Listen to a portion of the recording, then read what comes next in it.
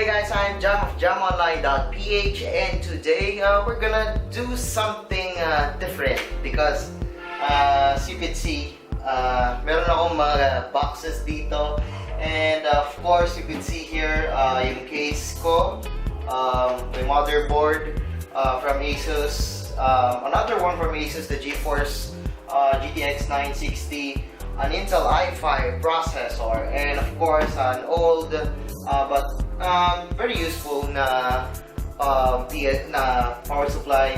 And of course I have here my RAM and my storage, which is yung hard disk ko, 1TB hard disk. So I guess meron na kayong naisip ko anong gagawin natin for today. Well, of course, ang gagawin natin for today ay magbubuo tayo ng PC. Yes, magbubuo tayo ng PC. And for the first time, I've used two cameras, nakikita nyo naman. And actually, I have only a little knowledge na lang sa mga pagbuo ng PC. Kasi medyo matagal na ako hindi nakakabuo ng PC. Last time ko nagbuo was like Core 2 Duo. And yeah, marami nang nagbago.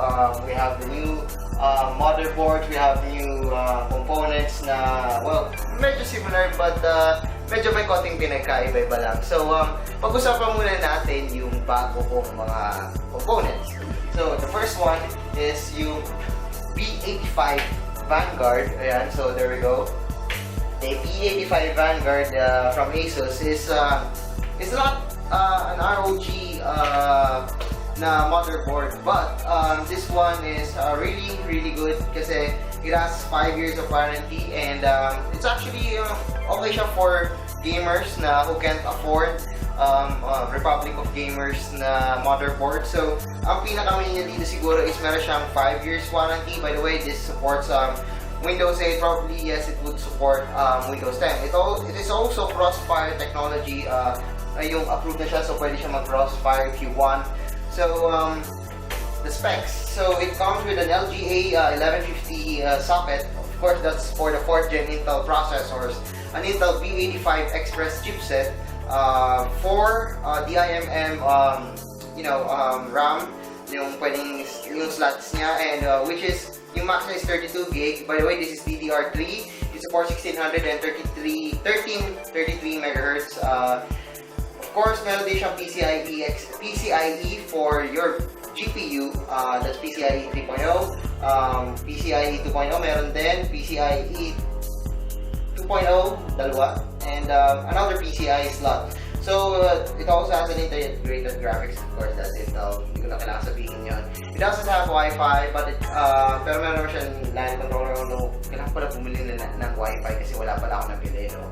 And then we got 4 times the SATA, which is yung mas mabilis, 6 GB per second. Yung kulay brown yung mas mabilis, yung black, dalawa yun, which is 3 GB. Meron din siyang 2 USB 3.0/2.0 ports at midboard for front panel support para doon sa case nyo. Kasi yung case ko, nag-support lang siya ng USB 2.0, so I have to rely dun sa likod para masaksak ko yung USB 3.0 po ng mga USB. And then we got a 4 times USB 3.0, 2.0 backs at the port, at the back panel, which is mamaya papakita ko sa motherboard, which is kulay blue. And then we got an 8 USB 2.0 ports, syempre para sa mga accessories and sa mga hindi kailangan ng data transfer. Probably dito nyo na lang isaksak sa USB 2.0 para hindi masayang yung ports sa USB 3.0. And of course, we got the Realtek ALCA 7, 8-channel high definition audio codec, blah blah blah blah. So this one cost around 3,000 to 4,500 pesos. And by the way, I bought almost all of this PC Hub except for this one. This is second hand. And so that's it for the B85 Vanguard. So let's talk about the CM102 na Cooler Master. So actually comes with a 500 watts na PSU, but hindi ko na siya, tinagal ko na siya, so makikita nyo malinis na siya. Meron pwede may pasok may dito. I clean this up and I removed the PSU. I'm gonna replace this one with a Cooler Master CPU para syempre kaya ng GeForce GTX 960 ko. And so yun, USB 2.0, we got, syempre it supports micro ATX, ATX, and every motherboard probably that you could buy. And kaya naman ito ang mga most motherboards, and it's quite cool. It's okay, it's affordable, and this one costs around 2,000. This one is around 2,150 at the time I bought it. Pwede mag-iba yung change, yung price niya. Pwede mo gawin ng price change once na bumili kayo kasi ito yung price nung bumili ako nung CPU, so nung rig. So probably pwede mag-iba. And then my favorite, this one is the most expensive of all, yung GeForce GTX 960. It's a Asus Strix. So ito yung pinaka mahal na 960 nila, yung nasa Strix, and it comes, it's an OC edition. So probably maganda siya yung overclock, and out of the box naman siya, overclock na siya, kaya OC edition. And then we got GDDR5, 2 gigs of memory. This is one of the main features of the GeForce GTX 960 of Asus Strix. The direct CU2 feature, which offers 0 decibels fan, which is very silent when you're not playing games, and you couldn't probably hear anything when you're just probably doing Microsoft Word or any light task. Wala masyadong ingay, and this one is a really game changer. Then we got Super Ally Power. I don't know what that, but it says 2.5 times longer lifespan. So probably this would prolong the lifespan of your VGA. So yes, this is the Asus Strix GTX 960. I'm gonna show it to you later, guys, when we unbox and build our PC. And then we got here the Core i5 processor, and this one is the Core i5 4460. This is, I guess, one of the most affordable i5 processors.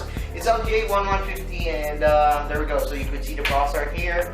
Yeah, you could see that one. And then yeah, nothing much to say about this one, but it's kind of mid-range, not the high-end processor. I couldn't afford that one. This one costs at so it's 8340. By the way, the GeForce GTX 960 is 10,200 pesos. The most expensive of all these items is this one, the Asus Strix GTX 960. And then the second one is ito muna. We got here the WD-TV 1TB na blue. This one isn't the best na WD hard disk. The black one is the best. This one is the blue, so this one is a mid-range hard disk, and yeah, it's 1 terabyte with 64 megabyte cache, and nothing much to say about this. And it's around 2,480 pesos, and yes, SATA naman siya, so kaya madali naman to. Actually, madali na naman ikabit to. This one is the most easiest siguro na ikabit the hard disk. And then we got here a single stick na Ripjaws G-Skill Ripjaws X na 8GB DDR3, 1600 MHz na RAM, and pinili ko siya kasi, well, ito yung sinadjust sa akin sa 20PK, and it looks good. Actually, let's do a throwback Thursday kasi it's a Thursday ngayon. And then that time, RAMs were like, you know, boring, walang design na ganito, na bakal. It's just chips, color green na PCB, and ito, the RAM. So nothing much to say except for it packs a 1600 MHz na clock, and it's DDR3, and it cost me 2,480 pesos. Don't worry if palagay nyo 8GB is too small. I would buy another one, another RAM kasi mas mura to. Ay, no, not mura, pero I need a 16GB na RAM dito sa rig ko. So yeah, para sa video rendering and syempre sa games ko and everything that I want. So the last one is this one. It's actually second hand. This is Cooler Master M2 Silent Pro a PSU. This one is 620 watts, and hindi pa siya masyadong nagamit kasi pero second hand siya. It comes with a copper aluminum heatsink, modular cabling, and 135mm HDB silent fan. Hopefully silent nga siya. I haven't tried this one or reviewed this one, and I'm not really sure how will this one perform, but it's currently more than a year old na yata, but it will perform well dito kasama GeForce GTX 960, even 620 watts na siya. If kasabay ko kayong gumagawa siguro, and panahon ko pa yung kayong gumagawa, which is the Core 2 Duo, that time parang 1,000 watts mga required, 800 watts, medyo malaki-laki yung kailangan. But this time, yun na. Kasi medyo mas power saving naman yung mga processors ngayon, and syempre yung ating GPU. So hopefully we will try this out, and I'm really excited to build a PC. So this is the part 1, the introduction of the the parts that I bought, and this one is again 2,150 This was around 3,000 to 4,500. So, mga sabihin nyo lang 4,500. And then we got here the Strix, which is 10,200 pesos. The Intel i5 processor is 8340. The G-Skill Ripjaws X 8GB DDR3 1600 is 2,840. And then this one is second hand, so walang presyo siya. Pasensya na kayo. Pero, this one pala, by the way, the 1TB WD Blue with 64MB na cache is 2,480. So, overall, it's around mga 30,000 siguro, 33,000 if pinagsama-sama ko yan. Which is quite okay for mid-range, or not actually mid-range kasi medyo maganda rin yung GPU. Medyo mid to high na gaming, and if you're using a full HD, probably this would perform well na full HD, by the way, the resolution on your monitor. Pero siguro more than that, you would probably need a bigger GPU, which is 970, 980 Ti, or and of course a better processor, probably an i7. The only processor that I can afford is syempre yung i5, so I'm sorry if yun lang yung nabili ko. So yeah, I guess that's it dito sa part 1. So abangan nyo yung part 2 in where we will build this PC, and I have no idea kung paano siya buuin. So tara, samahan nyo ako and let's unbox and of course take a closer look dito sa mga binili ko. So yeah, tara.